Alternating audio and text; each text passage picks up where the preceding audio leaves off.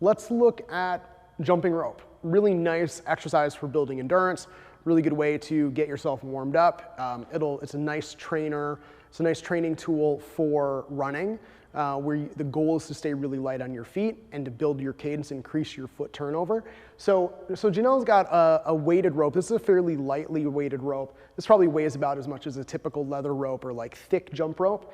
We kind of like these because it forces the arms to do a little bit more work compared to the really thin, wiry ropes that are popular within the CrossFit community. Those are great. They can work really well, but this requires a little bit more muscular engagement, which is for a lot of us is probably a really good thing.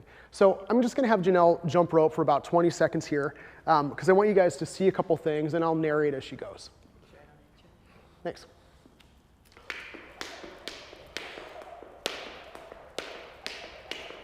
Good, and rest there. So a couple things that Janelle is doing really, really well. She's keeping her elbows tucked in fairly close to the side. Most of the movement of the rope is being controlled from the wrist and this rotation, almost marking at the thumb, but the rotation's coming out of the wrist. She's not swinging her arms. She's not swinging her forearms. Everything from the wrist to the shoulder is really fairly quiet after the first pass, and the rest of it is just happening from the wrist, which is fantastic. She's also maintaining a nice upright position. She's not falling forward. She's not going into a back bend. She's also not moving anywhere on the floor. A really good way to screw yourself up when you jump rope is to move forwards or backwards, because what happens then is your distance from the rope starts to change. Another way of screwing yourself up is when you start jump roping, you've got your elbows in, and then your elbows and your hands start to come back. That makes the rope get closer and closer to you, and it makes the timing harder to get. I'll have you do a little more jump rope. This time face towards me if you would.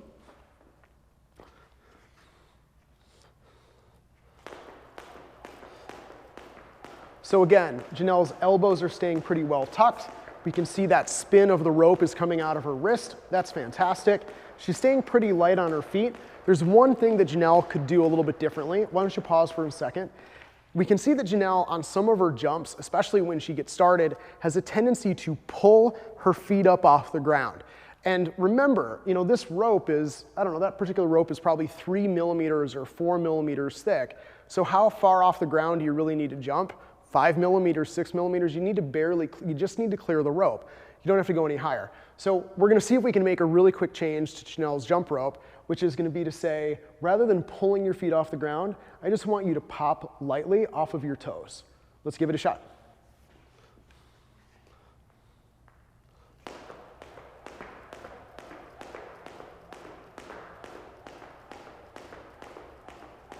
Great, relax. Huge improvement.